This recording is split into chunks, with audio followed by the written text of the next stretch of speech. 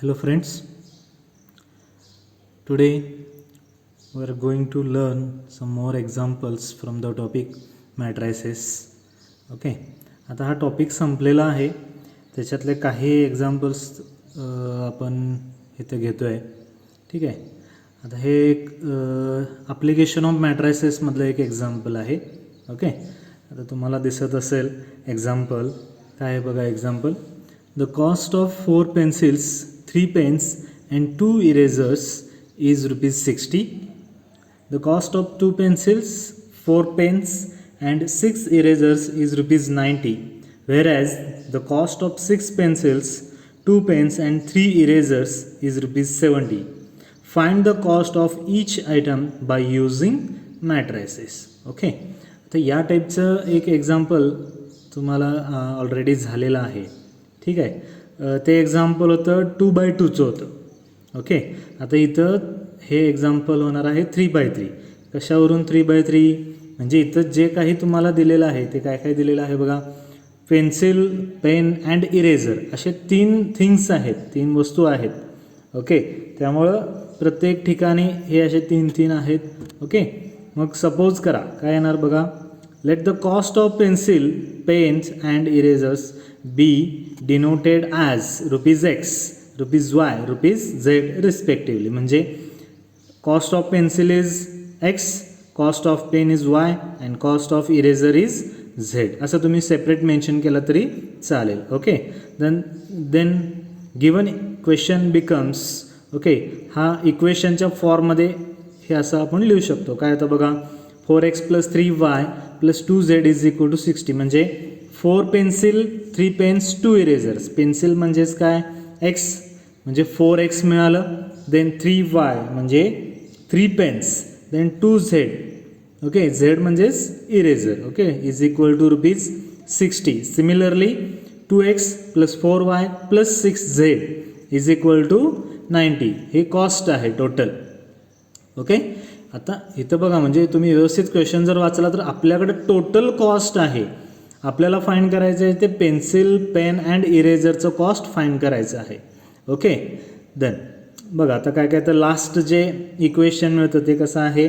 6 pencils म्हणजे 6x, 2 pens म्हणजे 2y, 3 इरेझर्स म्हणजे 3z = 70 मिळालं. Okay, this can be expressed in the form. Okay, हा ax = b या फॉर्ममध्ये लिहायचा आहे. ओके, बघा हे हा जो ए मॅट्रिक्स आहे तो काय येणार, फक्त एक्स वाय झेडचे कोएफिशियंट्स येतात. ठीक आहे. देन 4, 2, 6. ओके, एक्सचे कोएफिशियंट्स, वायचे कोएफिशियंट्स 3, 4, 2 अँड झेडचे 2, 6, 3. X Y Z. ओके, 6, 90, 70 हे जे आहे हे कॉन्स्टंट, म्हणजे हा बी मॅट्रिक्स. ओके, देन आता आपल्याला काय करायचं आहे. आता हे ax = b application of matrices reduced जे आहे. ओके, तर त्याच्यामध्ये रिडक्शन मेथड सांगितलेलं आहे. रिडक्शन मेथड म्हणजेच काय करायचं आहे तुम्हाला, हे फर्स्ट, सेकंड अँड थर्ड हे 3 व्हॅल्यूज तुम्हाला 0 करायचे आहे. ओके, आता तुम्ही डायरेक्टही करू शकता किंवा हे आधी रिड्यूस करून मग सॉल्व केला तरी चालेल. ठीक आहे. तर रिड्यूस म्हणजे काय बघा, आता हे डायरेक्टली काय येतं बघा, R2 changes to. ओके, आता R2 - 1/2R2. ओके, बघा काय येतं, R2 - 1/2R2 काय काय येतं बघा. R2, आता R2 किती आहे इथं, फर्स्ट 0 आहे, 2 आहे. ओके, देन 2 - 1/2 म्हणजेच काय येतं बघा, 2 - इथं 2 आहे, -1/2 इंटू परत R2 म्हणजे 2. 2 × 2 कॅन्सल झालं, राहिलं इथं. ओके,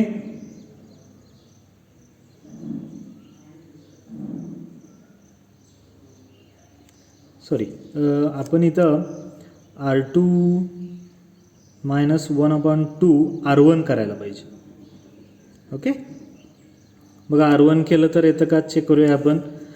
2 - 1/2 R1 जर केलं तर बघा काय येतं, 1/2 म्हणजे इथं 2 मिळालं, 2 - 2 0 मिळालं. ओके, ही फर्स्ट व्हॅल्यू झाली. देन सेकंड 4 मायनस 3/2 येणार, कारण इथं 1/2 इंटू 3 म्हणजे 4 मायनस 3/2.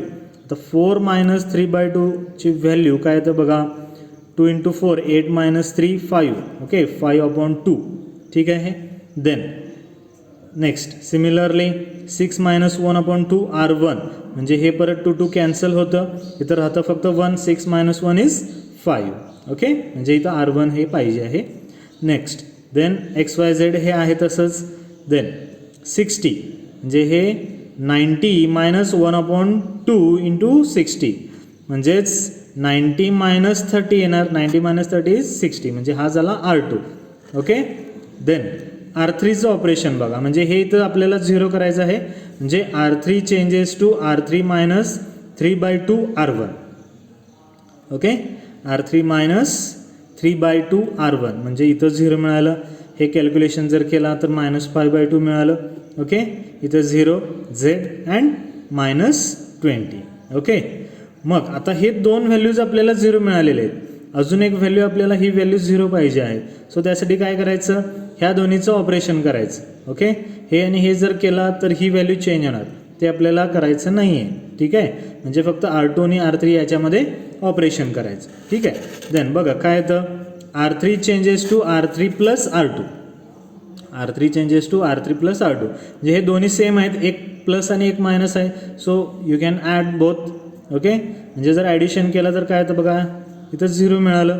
हे दोन्ही रोज आहे तसेच, हे सगळं हा मॅट्रिक्स आहे तसाच, हे दोन्ही रो आहे तसेच, फक्त चेंज कुठला होणार, R3 चेंज होणार आहे. ठीक आहे, मग 0 प्लस 5 मिळालं, हे Z.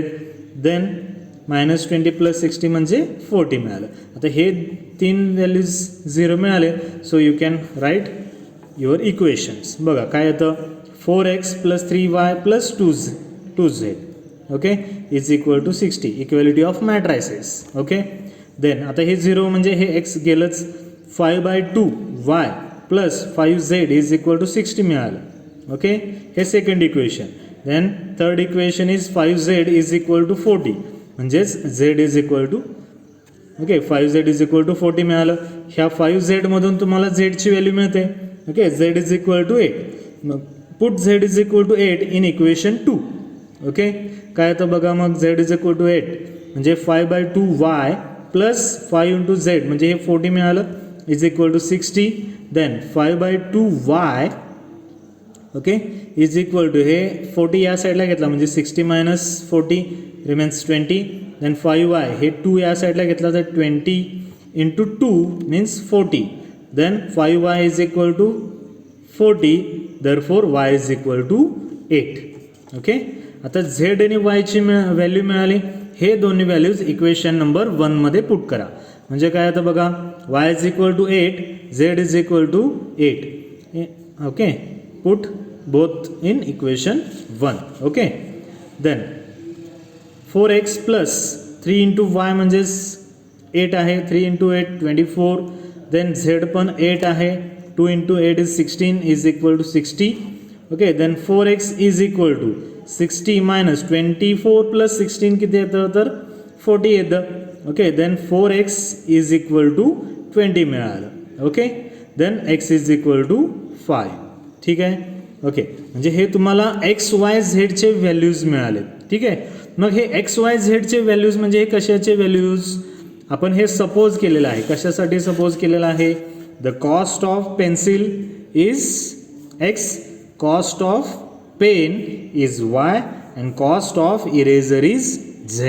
ओके, मीन्स बघा आता काय येतं, therefore you can write it like this. The cost of pencil is ₹5. X ची व्हॅल्यू 5 मिळाली. The cost of pen is ₹8. Okay, ही y ची व्हॅल्यू मिळाली. And the cost of eraser is ₹8. हे फायनली लिहायला विसरू नका. ठीक आहे. ओके, आता काही एक्झाम्पल्स तुम्हाला मी देतो. 2 एक्झाम्पल्स आहेत रिडक्शन मेथडवरचे आणि हे सिम्पल आहेत. इथं हे 2/2 चे एक्झाम्पल्स आहेत. ओके, ते सॉल्व करा आणि हा टॉपिक इथं संपलेला आहे. ठीक आहे. पुढचा टॉपिक कोणता घ्यायचा आहे हे तुम्ही मला सांगा. ओके, त्याप्रमाणे आपण नेक्स्ट टॉपिक स्टार्ट करू. ठीक आहे.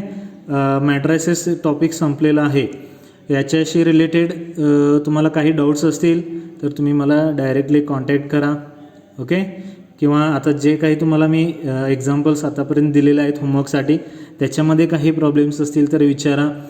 एक्स्ट्रा तुमच्याकडे काही एक्झाम्पल्स असतील ते पण सॉल्व करा. ओके. आता तुम्हाला काही प्रमाणात सिलेबस रिड्यूस झालेला आहे, ठीक आहे. पण आता रिड्यूस झालेला जो सिलेबस आहे तो फक्त बोर्डासाठी आहे. तुम्हाला CET JEEसाठी त्याच्यातून काही कमी झालेलं नाही. ओके. सो हे तुम्हाला करणं गरजेचंच आहे, ठीक आहे. हा इथं टॉपिक संपलेला आहे मॅट्रायसेस. ओके. बघा परत एकदा सांगतो तुम्हाला मी, ह्याच्यामध्ये काही प्रॉब्लेम्स असतील तुम्हाला तर तुम्ही मला डायरेक्टली कॉन्टॅक्ट करा, ठीक आहे. हे 2 एक्झाम्पल्स सॉल्व करा. अजून एक्झाम्पल्स आहेत, ठीक आहे, ते पण तुम्ही सॉल्व करा. ओके. थँक्यू. बघा नेक्स्ट टॉपिक कोणता चालू करायचा आहे हे तुम्ही मला सांगा. ओके. थँक्यू.